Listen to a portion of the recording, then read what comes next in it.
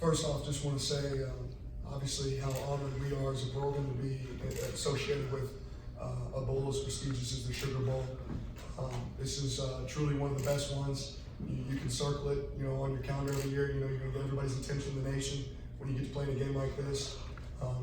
Luckily for me, I was able to have a little bit of crawfish etouffee last night, which is always exciting, and have a couple oysters. So probably the first time I stepped out of the hotel this week, but this is one of those special ones. I know our guys are really excited. I know that we have a tremendous amount of respect for Baylor and the program that Coach Rule runs, and how prepared they'll be. So we're excited for a really fun game. Watch our guys go out there and go to work. Start out to the front row right over here. Coach Chip Towers, Lanning Journal-Constitution. Can you talk about the realities of not having J.R. Reed here and just what that safety position is going to look like without him here? Yeah, the reality is that's an opportunity. I love JR. He's done a lot for our program. Extremely excited, for him and his future. But we're excited for the guys that are here and what they're going to do. The reality is somebody's going to step up, and that is pretty common in this, in this day and age, that you're going to get guys that get opportunities in games like this. We had a lot of young guys that got opportunities in this game last year, and I think that was critical to their development, and also provide you some insight as a coach what you got. And we've got some really good players on our team. Excited to see those guys go perform. We'll move over right here. Coach, you were up here last year. We didn't know if you were going to be the coordinator. Now lots happened. Can you just kind of talk about what this first season as coordinator has been like, working with Kirby, and some of the things that this Georgia defense was able to do this season? Sometimes you sit back and it's hard to realize the blessings that you've had on your life. And there's probably nobody associated with this program that feels as fortunate as I do to get to do what I do every day. We have outstanding coaches. On the defensive side of the ball, Glenn Schumann, Trey Scott, Charlton Ward, those guys are a pleasure to work with. I get an opportunity to work with Coach Smart every day, and for me, that's really exciting. He's a phenomenal coach. Since the first day I've got here, I've approached it like a guy that has a lot to learn, and I'll tell you this, he's not afraid to teach me. So that's exciting. More exciting than that, we build our mantra on kind of being the defense of, the no-name defense. It's not really about the players, it's about us. And it's been about us this entire year. Our guys have just gone out constantly and performed, tried to play to a standard regardless of who the opponent is. And it's been exciting seeing our guys embrace that this year. They've just done a really good job, I think, of attacking it each week. This game no different. The standard doesn't change for this one either. Move over here on the right side. Ted Lewis from the Advocate Times-Picayune.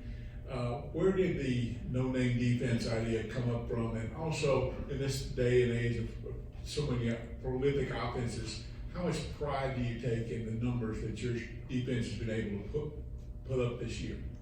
Yeah, I'll be honest, I don't know really where it came up. It just kind of came in the conversation one day in one of those defensive meetings that we have, that look, it really doesn't matter what anyone else thinks outside of this room. What really matters are the people in this room. We take a lot of pride in our performance, in everything we do, not just the way we play, but the way we meet, the way we present, the way we practice, the way we work. And it's great that the numbers can reflect that. This year, that's awesome, but our number one goal, regardless of the numbers, is the win. And I think our guys take a lot of pride in that. And a lot of times, those numbers, they equate to wins. So when you're doing things the right way, you get to win like we have been able to win here at Georgia. So we want to hold our defense to a standard. We've been fortunate to hit that several times this year. But the number one priority for us always is that W. And I think what's great about our players is they don't care who gets the recognition. They truly don't. They want to have success, but they all realize that individual success comes within team success.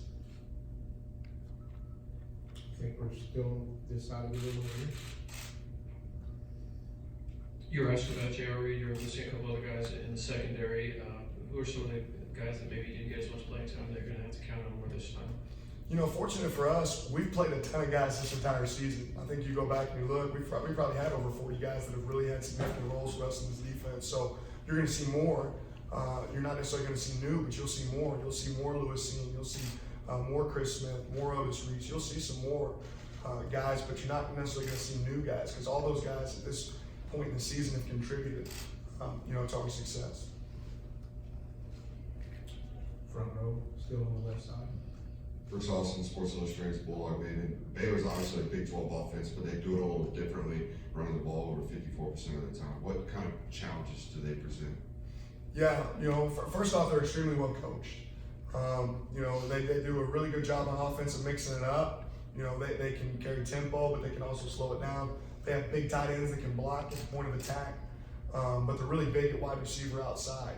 And that's a challenge. They make you play them honest. If you want to take away the wideouts, well, they're going to be able to run the ball. If you want to take away the run, they're going to be able to throw the 50-50 ball outside to guys like Mims.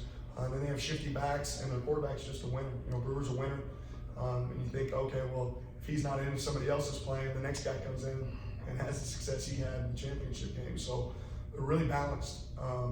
And you can't pick one thing or another thing to take away from them because you're probably pulling away from something else that you need to be able to do well. So, you just watch them on film, you can see extremely well coached, play really, really hard. They compete for the ball and they don't beat themselves. They're a team that doesn't beat themselves. So that sticks out. Stay on the left side. Coach, is Tyreek McGee here? If not, why not? Yeah, all I'm speaking about are the players that are here. Great respect for every guy that's helped us throughout this season. Done great things for us this season, but the guys that are here, those are guys we're going to compete with. You have a lot of guys contributing who were not that highly recruited, especially at the level that Georgia's been recruiting the last couple of years. What does it take to develop a player like that, and how much pride do you take in that? You've taken some guys who maybe is that what you saw in them when you were recruiting them, but regardless of how many stars they had, and how much pride do you take in being able to develop players? Probably not common to popular belief. We don't really care how many stars guys have. That just seems to happen. But we focus on, the overall player, what kind of person they are and where's their room for growth. And if we can take guys that are, talented players, but are eager to get better, those are the guys who really see develop. And I think the guys that you see, that you're talking about in our program that have done that, have really attacked it and wanted to get better. They come out of this program a whole lot better player because obviously Coach Smart's one of the best people doing it when it comes to the development of players. And we have a lot of support. We've got player personnel staff, we've got strength staff, we've got coaches, we've got a lot of people that touch our players in our program. So at the end of the day, that provides a lot of opportunities for growth. And we have some guys that really taking advantage of that. Back on this left side. Coach Zach Klein from Chancery in Atlanta. Who's the one player who showed the most progress from the beginning of the year to now to impress you a lot? Gosh, that's a really hard one to pick. We've had a lot of guys that have done really well. One guy that sticks out to me, at least from my position group, is Azeez Ojulari. Kind of his coming out game last year was this game, and he's just continued to work and push himself throughout this year to get better and help us. But it would be really hard to single out one guy. You look at our guys on defense. There's a lot of guys that played really well and gotten better throughout the season. Front row on the right. Mike Griffith, AGC, Dog Nation. It's kind of a two-parter here, Dan, and I know you don't like to talk about yourself and deflect, but that's going to be part of it. One, if you could expand more on Azeez, he was one of the 7 semifinalists for Freshman of the Year. What made him a team captain? He's the first Kirby's ever had. And then 2, I guess it was last year Kirby was talking about you and said you did some things outside the box. He's been a coordinator a long time. Can you elaborate a little bit on something maybe you brought that impressed Kirby or some principles that you bring to the game? Well, first off, on Azeez, what makes him different? He's the kind of guy that'll get up in the room and he does it by showing you, not by what he says.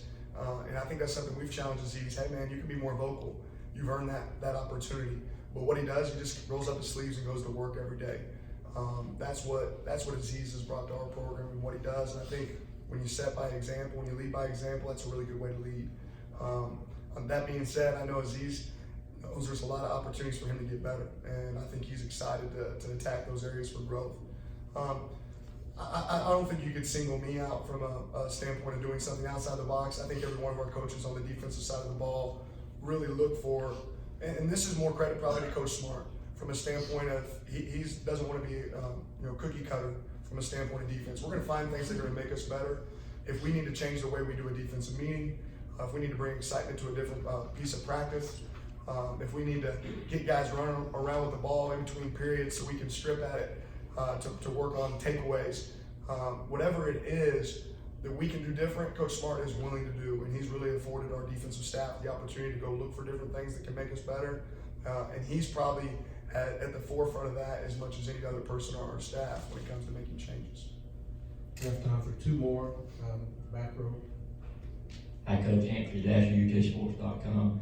I know there have been reports that Robert Baylor put his name into the transfer portal, but he's here practicing for the Sugar Bowl. Can you say if he still plans on transferring, or if he's planning on staying with the team? I can't speak to Rob. I know he's here working with us this week. Excited to see what he's doing. But no, I can't speak to that. Final question, stay on the line, please. Dan, did you all, you talked about the no-name defense thing, did you all kind of by design, I think you played, like, I counted about 24 players in a regular rotation. I think JR may have been the only guy that stayed on the field all the time. Did you all by design say, we're gonna make up for not having that one star or whatever by embracing our depth and attacking it that way? I think what we really set out to do at the beginning of the year is identify the guys that were ready to play and contribute to our team. And what we didn't want to do is have guys that we felt like could play on the sideline for us. So if you had the ability to have a role for us in this defense and you were ready, what we've said from the get-go is, if you're good enough, you're old enough. It really doesn't matter how old you are. And we've had a lot of guys that we felt like were good enough and we could find roles for them. And when we've been able to find those roles, those guys have excelled and done a good job depending on what we felt was best for us to take away the team that we were playing. A lot of guys embraced those roles, and that equated to a lot of guys playing. So we want to reward guys that work hard and are ready to play. Thank you, Coach. As a reminder,